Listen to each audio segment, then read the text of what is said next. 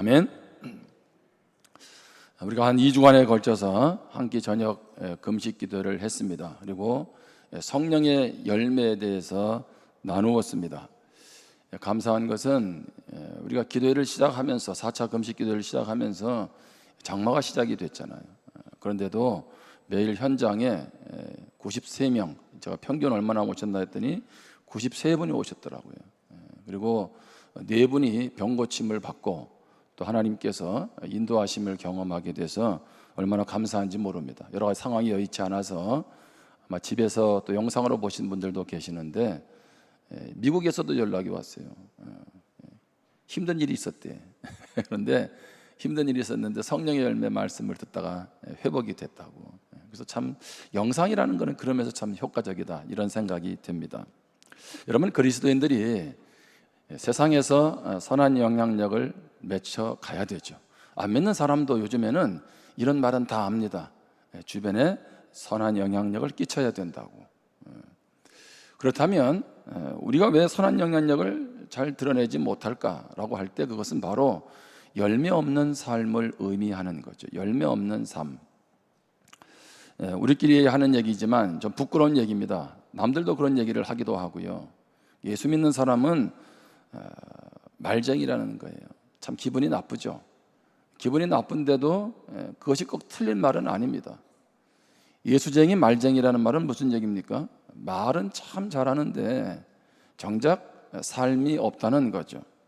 여러분, 세상은 말이 아니라 우리의 삶으로 우리의 믿음을 증명하라고 요구합니다. 코로나 시대를 지나면서 더 우리는 그러한 때를 맞이하고 있습니다. 이것은 세상에서 요구하는 것뿐만 아니라 성경에서도 그렇게 말하고 있고 갈라디아서를 기록한 바울도 우리에게 그렇게 말하죠. 정말 그리스도인이라면 열매 맺는 그리스도인으로 살아가라는 겁니다. 많은 그리스도인들이 예수님을 믿는 것에서 많이 멈추고 있다는 거예요. 예수님을 믿고 또 어디 갑니까? 천국 가는 것에 멈춰 있어요. 여러분, 우리가 구원받는 건 얼마나 큰 놀라운 축복입니까? 그래서 저도 본질에 대해서 많이 얘기를 합니다. 믿어야 되는 그 필요성, 또 하나님은 뭘 말씀하는지. 근데 본질을 많이 다루는 이유는 그만큼 기본이 되지 않으면 다음이 없기 때문에 그래요. 그런데 본질 이후에도 중요하죠. 예수를 믿고 우리가 영원한 천국에 가기까지 그 과정, 그리스도인의 삶은 정말 중요합니다. 그것을 다른 말로 하면 성화를 이루어가는 삶이라고 말하고 있고, 또 다른 말로 표현하면 바로 그것은 열매 맺는 삶입니다. 여러분, 그리스도인은 예수님을 믿고 그냥 살아가는 사람이 아니고 성령의 열매를 맺고 살아가는 사람이라는 거죠. 좋은 나무 성품학교 대표인 이영숙 씨가 제가 그분 글을 보다 그런 얘기를 하더라고요. 한 번은 자기가 아들을 키우면서 참 성품이 중요하다는 것을 깨닫게 되고, 그러면서 6살 아이들에게 유치원에서 교육을 하는 거죠. 근데 한 번은 어떤 일이 일어났냐면 유치원에서 그네 놀이를 하다가 아이 하나가 코뼈가 부러진 거예요. 6살짜리가. 그래서 바로 병원으로 데리고 갔습니다. 자, 그 소식을 듣고 엄마가 막 달려왔습니다. 그리고 선생님은 그렇지 않아도 아이 때문에 얼마나 미안하겠어요. 막 미안해하는데 그 선생님을 향해서 엄마가 소리를 지르는 거예요. 선생님은 아이가 이 지경이 되도록 지금 뭘 했냐고, 이러시면 어떻게 하냐고, 그러면서 막 화를 냈어요. 그때 코뼈가 부러진 아이가 소리를 쳤습니다. 엄마, 내가 팔이 부러졌어요, 다리가 부러졌어요. 코뼈가 부러진 걸 가지고 왜 그러냐고. 그러면서 아이가 뭐라 그랬냐면 긍정적 태도, 이렇게 외친 거예요. 그러니까 아이가 지금 유치원에서 뭘 배운 거예요? 이제 미션 계통의 어린이집이니까, 유치원이니까 성품을 배우게 된 것이고, 그러면서 아이가 그렇게 감사해야 된다라고 반응을 한 거죠. 여러분, 자녀들에게 여러분은 뭐를 키워주고 싶으세요? 공부? 여러분, 공부 잘하면 어디까지 경쟁력이 있을까요? 물론 어떤 원하는 자격증을 취득하던가 또 어떤 직장을 갈 수는 있겠죠. 근데 공부하면 성품이 좋은가요? 공부 잘하면 인성이 좋은가요? 그럼 이렇게 묻는 분도 계세요. 목사님, 그러면 뭐 공부도 못하고 인성도 안 좋을 수 있잖아요. 제가 뭘 말하고 싶냐면, 여러분, 이 시대의 최고의 경쟁력은 성품입니다. 다른 말로 하면 성령의 열매예요. 여러분, 이 시대는 이제 능력보다는요, 사람 됨됨이에 많이 귀를 기울입니다. 관심을 가져요. 왜? 그렇지 않으니까. 너무 자기 중심으로 살아가니까. 여러분, 성령의 열매가 왜 중요합니까? 한번 먼저 따라하겠습니다. 열매가 중요하다. 자, 첫 번째는요, 나무가 존재하는 목적이기 때문에 그렇습니다. 자, 나무가 존재하는 목적, 어떤 과실수를 심어놓고 그것을 통해서 기대하는 게 있잖아요. 마찬가지예요. 하나님은 그리스도인이 존재하는 그 목적이 바로 뭐냐면 열매를 맺는 거라는 거예요. 예수를 믿으면 예수 믿은 감교로 끝나는 것이 아니라 열매를 맺어야 된다는 거죠. 자, 구약에서 이스라엘 백성들을 포도나무로 비유합니다. 예레미야 2장 21절입니다. 내가 너를 순전한 참 종자 곧 귀한 포도나무로 심었거늘 내게 대하여 이방 포도나무의 악한 가지가 되면 어찌 됨이냐. 내가 귀한 포도나무로 심었는데 악한 가지가 되었구나, 이렇게 말하고 있는 거죠. 이사야 5장 2절에 보면 땅을 파서 돌을 제하고 최고의 땅으로 만들어서 극상품 포도나무를 심었도다. 그 중에 망대를 세웠고 또 그 안에 술투를 팠도다. 좋은 포도 맺기를 바랐더니 들포도를 맺었도다. 내가 극상품 포도나무 심었는데 너희가 어떻게 이런 들포도를 맺을 수 있느냐 말씀하는 거죠. 여러분, 신약에서도 마찬가지입니다. 그리스도인의 삶을 열매 맺는 나무로 비유합니다. 마태복음 3장 8절 10절에 보면 그러므로 회개에 합당한 열매를 맺고 이미 도끼가 나무 뿌리에 놓였으니 좋은 열매를 맺지 아니하는 나무마다 찍혀 불에 던져지리라. 열매를 맺지 못하는 나무, 원래의 존재 목적을 상실한 나무는 당연히 주인에 의해서 찍혀 버린다는 거죠.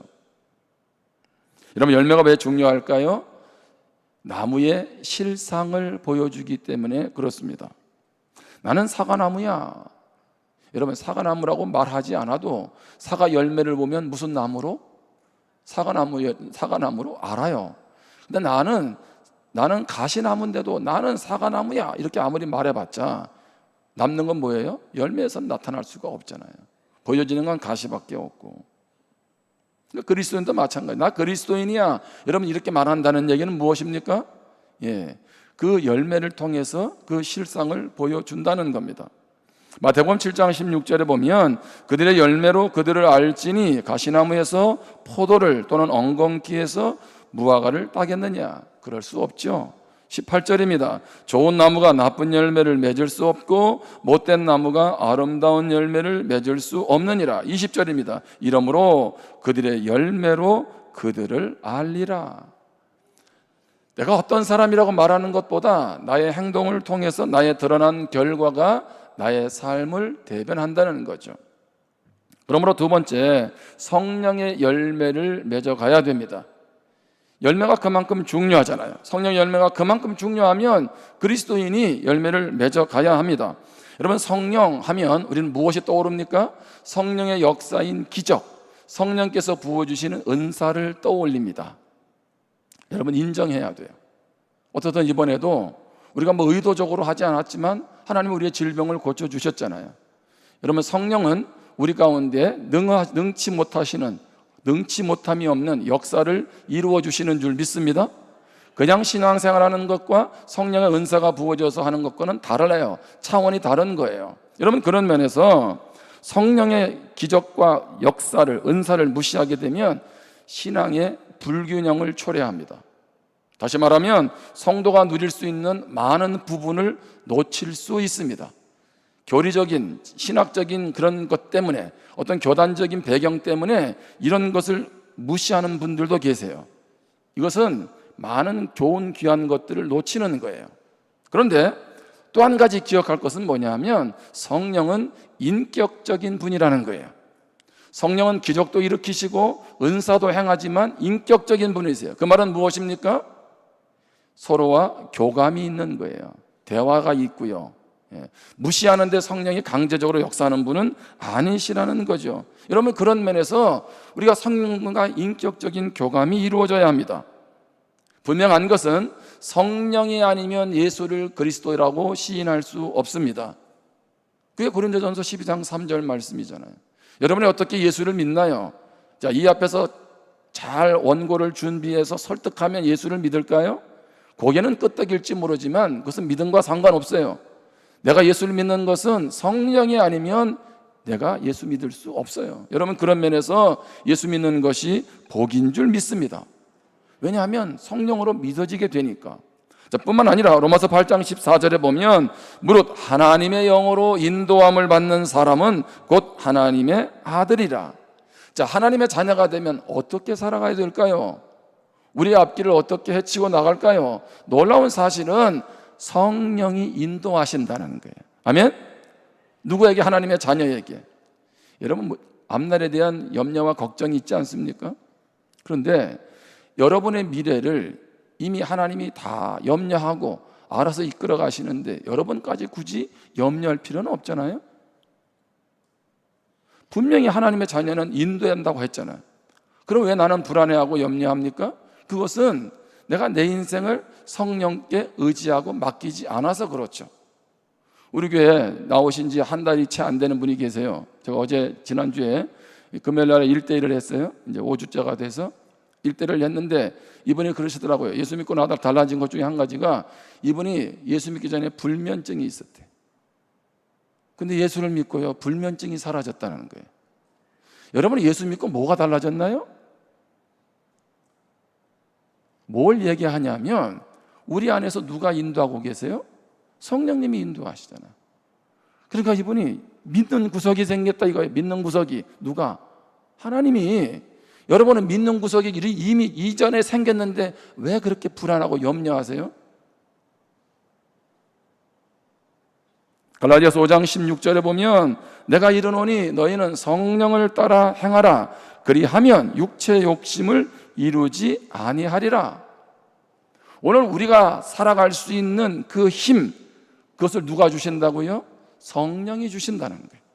내가 오늘 살아낼 수 있는 힘, 바로 그것을 성령이 주신다는 거예요. 이 은혜가 이 아침에도 여러분에게 임하기를 주님의 이름으로 축원합니다. 그래서 오늘 갈라디아서 5장 22절 23절에 보면 오직 성령의 열매는 이라고 시작해요.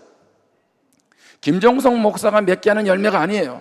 여러분 스스로가 맺는 열매가 아닙니다. 성경은 오직 성령의 열매는 이렇게 말하고 있어요. 이 말은 무슨 뜻일까요? 첫 번째로 성령의 열매는 단수예요. 단수. 자, 여러분 여기 오늘 말씀에 성령의 열매가 나오는데 사랑, 희락, 오래 참음 그러면서 9가지가 쭉 나와요. 그러면 열매들이라고 얘기해야 되잖아요. 복수 아닙니까? 복수? 근데 왜 성령의 열매라고 할 때 열매를 단수를 사용할까요? 그것은 이 9가지의 열매가 예수 그리스도 한 분 안에 있기 때문에 그렇습니다. 그래서 단수를 사용한 거예요. 뿐만 아니라 이 9가지 열매를 누가 맺게 하느냐 하면 오직 성령이 맺게 하신다는 거예요. 그래서 성령의 열매는 단수로 기록되어 있는 것입니다. 두 번째로 열매 중에 최고의 열매는 성령의 열매입니다. 제가 이 말씀을 묵상하면서 이 부분이 새롭게 깨달아졌어요. 2주간 쭉 말씀을 나눴지만 여러분 이제 여름이 되면 여러분 과일 사서 드시죠. 복숭아, 자두, 참외. 맛이 있어요? 맛이 없어요? 살 때는 정말 먹음직스러운데 정작 먹어보면 맛이 없는 과일들이 많죠. 그런데 제가 하나 깨달았어요. 말씀을 보니까 눈에 보기에는 맛있는데 비가 많이 오면 당도가 떨어지고 맛이 없어요. 일반 과일들은. 우리가 구분하기 쉽지 않아요. 근데 100% 보장해 줄 수 있는 열매가 있어요. 그게 바로 뭐냐면 성령의 9가지 열매예요. 따라합시다. 성령의 열매는 비가 많이 와도 당도가 떨어지지 않는다. 아세요? 제가 알았다니까. 성령의 열매는 당도가 안 떨어져. 오래 둬도 상하지 않아요. 여러분 냉장고 없어도 걱정하지 마세요. 보관상 전혀 문제가 없어요. 그리고 성령의 열매를 받아본 사람은 다 좋아해. 내가 상대를 사랑하고 섬기는데 왜 그러세요? 이런 분은 상처가 있는 분이에요. 왜 그러세요 하고 싫어하는 분 보셨어요? 상대방을 격려하고 이러하는데 싫어요, 나에게 욕을 하지, 왜 이렇게 부드럽게 말해요, 이런 분 계셨어요? 정신 나간 사람 빼고는 그런 사람 없어요. 무슨 얘기냐면 성령의 열매는 뭐라고요? 성령의 열매는 모두가 좋아해요. 제가 당도 100% 보장합니다. 별로 아멘도 안 하시네. 예? 나와 상관없나? 두고두고 먹어도 맛있어요. 여러분, 그래서 너무 좋은 열매라서 누가 보장을 하시는 거예요? 성령님이. 그래서 다른 사람 안 맡기고 성령께서 열매를 맺게 하시는 거예요. 이 기가 막힌 거 아닙니까? 우리 믿는 우리들에게 너무 좋은 거니까 성령께서 맺게 하는 거죠. 덧날 필요도 없어요. 그래서 이 맛을 한번 들인 사람, 성령의 맛을 들인 사람은 헤어나기가 쉽지 않아요. 그래서 시편 34편 8절에 보면 너희는 여호와의 선하심을 맛보아 알지어다 그에게 피하는 자는 복이 있도다. 왜 자꾸 우리가 금식하면서도 그렇고 하나님의 선하심을 맛보라 하는 이유는 이게 너무 좋거든. 신앙생활의 맛을 못 보니까 이게 신앙생활이 곤욕스러운 거예요. 이게 힘든 거죠. 사단은 이 열매가, 성령의 열매가 얼마나 좋은지를 잘 알아요. 사단은 이 열매를 맺게 할 수는 없죠. 그래서 이 열매를 못 맺도록 계속 우리를 부추깁니다.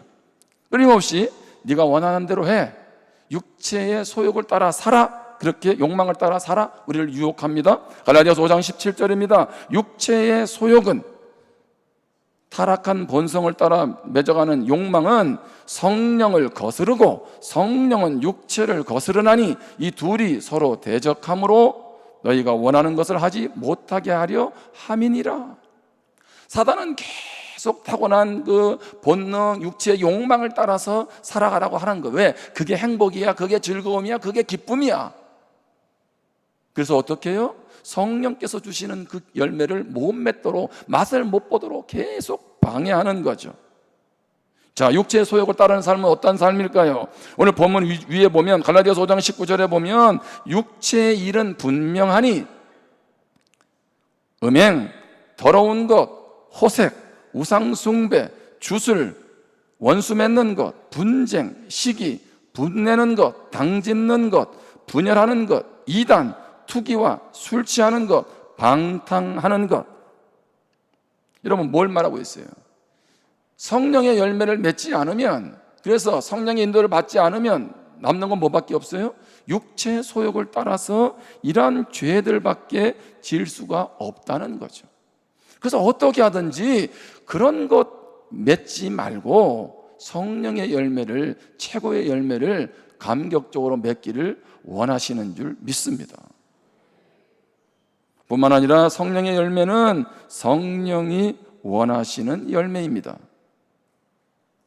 우리는 신앙생활하면서 내가 자꾸 어떤 일을 주도하려고 합니다.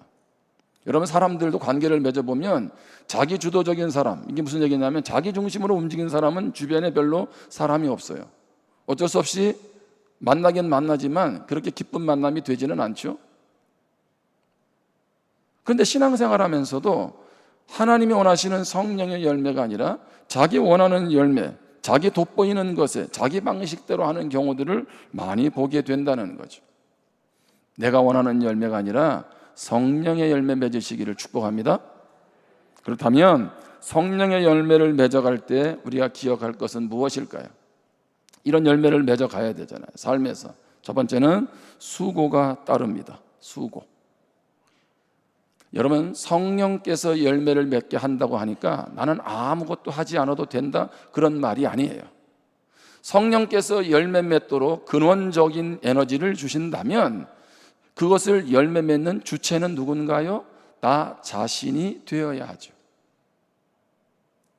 가만히 감나무 밑에서 감 떨어지도록 바라는 것, 그런 상태가 성령의 열매가 아니라는 거예요.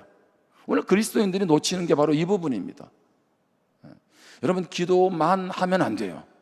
나는 할 수 있는 게 이거밖에 없어서 그런 경우는 기도해야 되죠. 몸도 불편하니까. 그러나 기도만 하면 안 돼요. 무슨 얘기냐면 기도한다는 얘기는 나도 움직인다는 얘기예요. 아멘? 하나님, 우리 가정에 이런 일들 가운데 하나님이 도와주세요. 그렇게 기도했으면 내가 거기서 어떻게 해야 될지, 내가 해야 될 행동을 해야 되잖아요. 학생이 좋은 성적 얻기를 원하고 기도했으면 그러면 열심히 공부도 해야죠. 하나님이 나의 안전을 지키기를 원하면 여러분도 안전 수칙은 지키셔야지.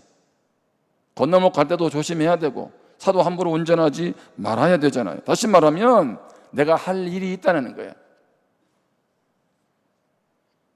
감사한 것은 오늘 우리가 열매 맺기 위해서 얼마나 수고하고 애씁니까? 근데 세상은 이렇게 수고하고 애쓴다고 다 열매를 맺는 것은 아니죠. 근데 하나님은 믿음의 사람들의 수고와 노력의 열매를 보장하세요. 시편 127편 1절 2절입니다. 여호와께서 집을 세우지 아니하시면 세우는 자의 수고가 헛되며 여호와께서 성을 지키지 아니하시면 파수꾼에 깨어 있음이 헛되도다. 너희가 일찍 일어나고 늦게 누우며 수고의 떡을 먹음이 헛되도다. 그러므로 여호와께서 그의 사랑하시는 자에게는 잠을 주시는도다. 아멘. 하나님이 지켜주신다는 거예요. 특별히 여기 사랑하는 자에게 잠을 주시는도다. 여러분 아직도 잠 못 이루는 분이 있으면 편안한 잠을 이루기를 바랍니다. 밤사이에 불면증에 시달린 분 계시면 이 시간 설교 시간에 잠자는 은혜가 임하기를 바랍니다. 임해야지. 예? 지금까지도 깨면 안 되잖아요. 그래서 예배 때 조는 분들이 한 3분 정도 계세요. 예. 근데 이분들은 제가 밤사이에 얼마나 힘들었는지를 이해를 합니다. 그렇다고 지금 눈 뜨지 말아요. 그냥 자. 이렇게 말하는 거는 지금 조는 분 한 분도 없어요. 시험 들 분 없어요. 근데 여기 하나님이 사랑하시는 자에게 잠을 주신다는 얘기는 무슨 얘기냐면 우리가 잠을 자는 동안에도 하나님이 지켜주신다는 뜻입니다. 아멘? 자, 더 정확히 말하면 우리가 잠을 자는 동안에도 하나님은 우리를 위해서 일하신다는 거예요. 그러니까 우리가 편안하게 잠을 잘 수 있는 것입니다. 굳이 하나님도 깨어 계시는데 여러분까지 깨어 있을 이유는 없잖아요. 성령의 열매를 맺기 위해서 두 번째, 기다려야 합니다. 기다려야 돼요. 열매가 금방 안 맺히잖아요. 어떻게 봄에 씨앗 뿌려놓고 바로 열매를 거두려고 하는 분들 계세요? 여러분 수요일에 우리 박명수 목사님 와서 설교를 했잖아요. 설교 나눔을 이제 10시 지나가지고 우리 아이들하고 모양실에서 잠깐 이제 인사도 하면서 얘기를 하다가 우리 집의 막내 영진이한테 물었어요. 영진아, 너는 오늘 수요 설교 말씀을 듣고 어떤 깨달음이 있었니? 그랬더니 우리 막내가 그러는 거예요. 자기가 청소년 셀 교사를 하는데 아이들이 잘 변화되지 않는 것 같아서 힘들다는 거예요. 그래서 내가 제대로 잘 못하고 있나? 이렇게 가르치는 게 맞나? 이런 고민이 있다는 거죠. 그런데 말씀을 듣다가 그날 전도에 대한 설교를 했잖아요. 심는 자도 거두는 자도 똑같이 하나님이 인정하신다. 그게 아이에게는 어떻게 들렸냐면 내가 이렇게 지금 아이들을 위해서 심기만 하는 것 같은데 하나님이 이것도 기뻐하신다. 그러면서 위로를 받았다는 거예요. 그러면서 뭐라고 하냐면 내가 아이들을 더 기다려줘야 되겠다라는 생각이 들었대요.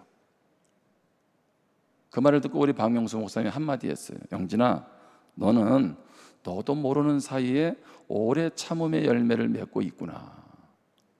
정답이죠?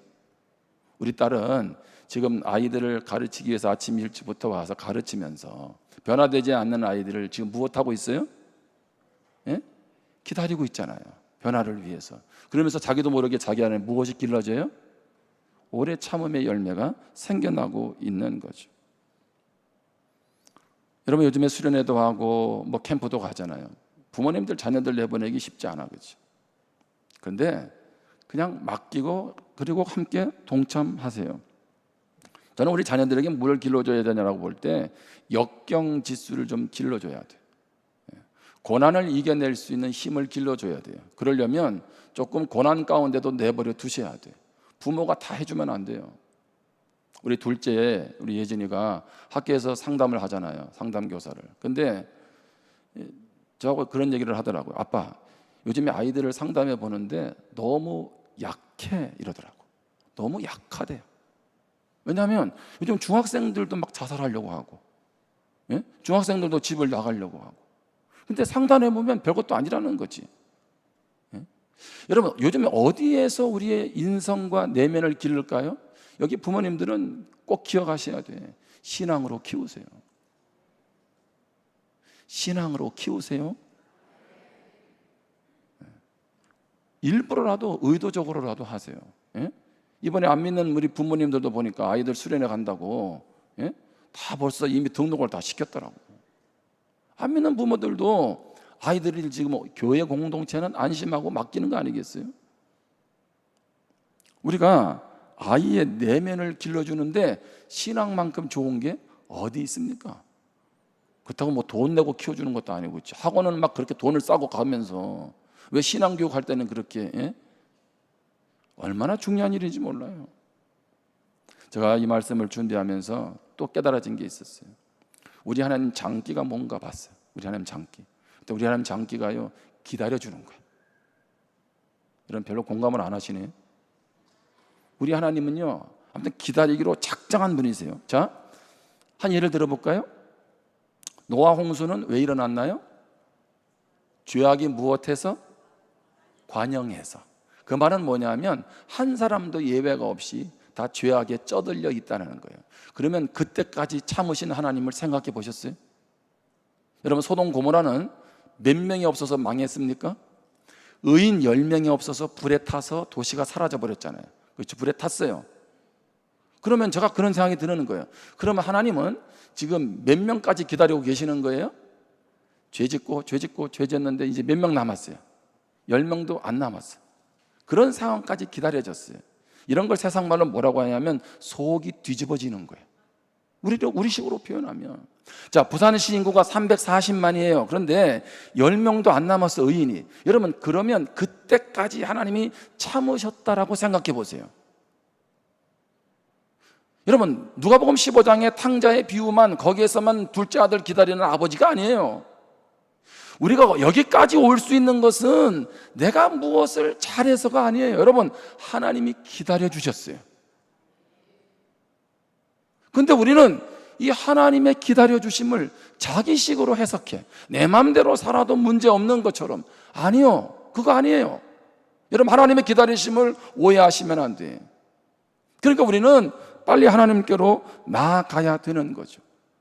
하나님이 기다려 주신다는 거, 열매를 맺게 하기 위해서 기다려 주신다면 우리도 어떻게 해요? 옆에 있는 지체가 성장하기까지, 성숙하기까지 기다려 줘야 돼요.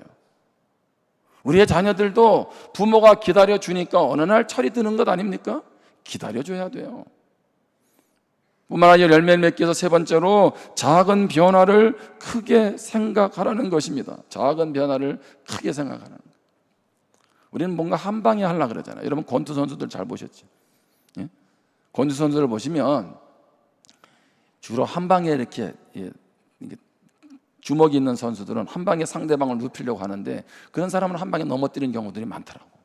예? 이렇게 연타 아세요? 그렇게 잽을 하다가 어떻게 치다가 상대방 공간이 생겼을 때 한 방이 들어가면 KO가 되는 거야. 그런데 우리는 자꾸 인생을 한 방으로 살라 그래. 그러니까 한 방에 나가 떨어지는 거라니까. 우리 여기 젊은이들이 있는데 어떤 사람을 결혼할 때 배우자로 만나면 좋을지 알려줄게요. 이거 비가 많이 오기 때문에 알려주는 거예요, 지금. 이런 날 교회에 왔으면 뭘 얻어가는 게 있어야 될 거 아니겠어요? 예? 어떤 사람이면 되냐면 리액션이 좋은 사람. 이게 무슨 얘기예요? 자, 이제 한 남편이 집에를 들어갔어요. 근데 진급을 했어요. 남편은 너무 기쁘지, 그렇죠? 근데 남자들의 특성상 나 진급했어 하고 소리를 지르기보다는 어떻게 합니까? 속은 좋으면서도 겉으로는 어떻게 해요? 아내한테 가서 얘기해. 나 진급했다고. 그럼 아내는 어떻게 해야 돼요? 와, 우리 남편 대단하다. 나 그럴 줄 알았어. 이렇게 해야 되는데 나 잘 만나서 그런 줄 알아. 이렇게 나가는 거야. 그렇지? 나 잘 만나가지고. 응? 한 소리 더 떠요. 내 말 듣더니 봐라, 드디어 진급했지. 여러분이 왜 웃는 줄 아세요? 여러분의 얘기나 다 똑같거든. 이게 지금 돌아가는 얘기가. 예? 아니, 예수 믿는 사람은 좀 이게 어감이 달라져야 되는데 이게 예수 믿어가지고 더 억세져가지고 말이야. 이것도 문제야, 이게. 그죠? 왜 없어서? 성령의 열매가 없어가지고. 아내들이요, 남편들이 여기까지 올 수 있었던 것은 남편들은 이미 오래 참음의 열매를 맺고 있다는 걸 기억하시길 바랍니다. 아내들도 기분이 별로 안 좋은가 본데. 여러분 별거 아니에요.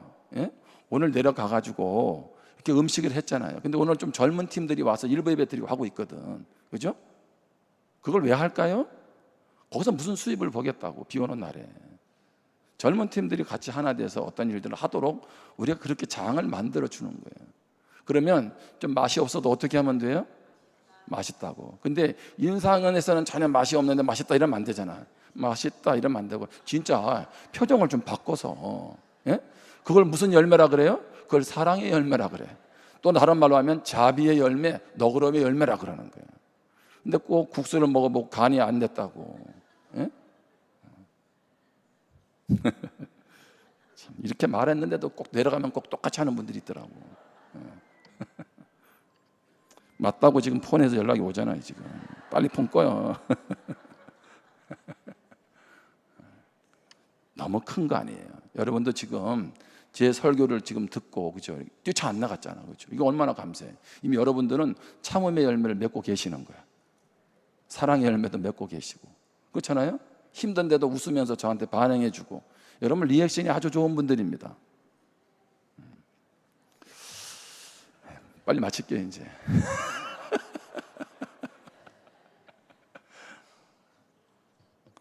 여러분 예수 믿으면, 그렇죠? 좋아야 되는 거 아니에요? 그죠? 뭐 이렇게 인상을 팍팍 쓰고 살아, 그죠? 제가 기도의 기간에 4분이 이제 병을 고쳤다 그랬잖아요. 근데 한 분을 제가 얘기했었어요. 근데 그분을 나는 뭐 그냥 머리가 아픈 정도로 생각했어요. 그런데 이렇게 소감문을 받다 보니까 이제 찬양으로 이번 열흘 동안은 선 분이 계시잖아요. 근데 이분이 이제 찬양을 열흘 동안 매일 하겠다고 이제 찬양팀에서 사인을 했는데, 첫날부터 이분이 이제 잘못했다, 내가 실수했다 이런 생각이 든 거예요. 왜냐하면 이분이 일주일 전부터, 찬양 서기 일주일 전부터 이 뒷목이 너무 아픈 거예요. 뒷목하고 머리가 너무 아프니까 일주일 동안 타이레놀을 먹은 거예요. 머리도 아픈 데다가 이렇게 바늘로 찌르듯이 이렇게 찌릿찌릿하잖아요. 이렇게 기분 나쁘게. 그러니까 타이레놀을 시간에 맞춰서 일주일 동안 먹은 거예요. 그런데도 찬양팀을 하겠다고 헌신을 했는데, 중요한 건 첫날 약을 먹고 왔는데 여전히 통증이 가시지를 않는 거지. 근데 첫날 집회가 마치고 그 다음날 하나님이 깨끗하게 치료해 주신 거예요. 그 다음날 하나님이 깨끗하게 치료해 주셨어요. 그 다음날 깨끗하게 치료해 주셨어요. 좀 남에게 일어난 일을, 오늘 이렇게 아멘 크게 한 분들은 여러분 안에 있는 것도 회복될 줄 믿습니다. 이러니까 크게 하잖아 지금. 이러면 안 되지. 이걸 넓으신 분지 이게. 아니 어떤 분은 기도도 안 했는데 이 엄지가요, 이게 너무 아파가지고 여기가, 기도 끝났는데 낫대요 그냥. 이게 나니까 금요일 날 빵을 사는 거 아니겠어요? 금요일 날 간식이 그냥 나온 게 아니에요. 하나님 은혜를 받으니까 나온 거지. 한 분은 화요일 날 비가 너무 쏟아졌는데 그것도 어떻게 할까 하다 나온 거야. 근데 이 손가락, 이 첫 왼쪽 손가락 두자 사이 여기 너무 아파가지고 이걸 어떻게 못하고 이제 그래도 교회에 나온 거야. 근데 예배 때도 전혀 안 났더래요. 안수까지 했는데도. 근데 이분은 예배를 마치고 문 밖에 나가는 순간에 다 난 거야. 그래가지고 이분이 화요일 날 연락을 안 했어. 왜? 일을 해봐야 되겠다. 낫는지 안 낫는지. 그래가지고 금요일 날 연락이 왔어요. 안 아프다고. 그날 이후로. 한 분은 이게 손이 안 올라가는 거예요. 이게 어깨가 아파가지고 병원에 가야 되나 막 이러고 있는데 기도하는데 자꾸 손이 올라가더래. 하나님 어깨를 치료해 주셨어요. 이번엔 주로 보니까 외과 질환을 많이 치료하시고 신경과 쪽으로 치료를 하셨어요. 근데 마음에도 아마 이렇게 힘든 분이 좀 계셨을 거 아니에요, 그렇죠? 근데 이런 분들은 속내를 잘 얘기 안 하는데 하나님이 또 그 정신과 쪽도 이번에 많이 치료했어요. 저한테 좀 지분이 있는 거 아닌가? 좀 하나님께도 좀 지분을 나눠드려야지. 이런 분도 계셨어요. 건강도 여의치 않았는데 처음으로 금식을 하는데 열흘간 금식을 하면서 했는데 하나님이 새 힘을 주셔서 전혀 힘들지 않았다고. 그러면서 기도를 외면치 않으시는 하나님의 사랑에 가슴이 벅차다 이렇게 표현했어요. 벅차다. 나 같은 죄인을 아끼고 사랑해 준 주님을 생각하니 감사가 넘쳐났다. 이런 분도 계시고 뭐 회개하는 분들도 계시고 이런 분도 있었어요. 특별한 기적을 체험하지는 않았다. 그러나 매일 말씀 묵상과 공동체가 함께하는 기도의 자리에 동행할 수 있는 평범한 은혜가 감사하다는 것을 깨달았다. 어떻게 병이 낫고 감사해야 돼요? 이렇게 계속 기도의 자리에 나올 수 있는 일상의 평범함이 감사해야 돼요. 그렇죠? 여러분, 기도를 특별할 때만 하지 마세요. 기도는 일상이 돼야 됩니다. 하나님이 살아 역사하시는 분이라면 하나님의 말씀은 일상이 돼야 되지 특별한 때에만 듣는 말씀이 되어서는 안 됩니다. 바라기는 여러분 계속 기도의 자리로 가세요. 그리고 말씀에 귀를 기울이는 자세로 가세요. 그리고 부작용도 없고 누구나 받으면 좋아하고 좋아하는 최고의 열매인 성령의 열매를 맺어가시기를 축복합니다. 그 자그마한 변화가 여러분의 인생에, 또 다른 사람의 인생에 놀라운 역사를 가져올 줄 믿습니다. 기도하겠습니다. 오늘 주신 말씀을 한번 마음에 새기면서 기도할 수 있기를 바랍니다. 오늘 우리는 육체의 열매, 온갖 죄악들의 열매를 맺어가고 있습니까? 아니면 성령의 열매를 맺어가고 있습니까? 얼마나 감사합니까? 나는 참 때로는 참 소망 없어 보이고 나 같은 사람 하면서 실망하고 좌절할 때도 많은데 성령께서 나를 통해서 역사하신다는 거죠. 그리고 열매 맺게 하신다는 거죠. 오늘 내 안에서 어떤 열매를 맺어가야 될까요? 오늘 이 놀라운 성령의 열매들을 내가 맺어가기로 결단하면서 우리 같이 한번 기도하겠습니다.